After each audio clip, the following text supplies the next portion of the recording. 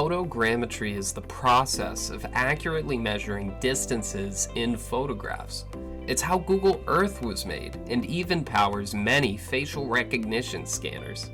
This process could be done by hand using complex math and equipment, though nowadays we have computer programs that can do it all for us. This photogrammetry software brings real-world structures into the digital world. It automates the process of photogrammetry, measuring distances within a set of photos, and outputs a digital replica.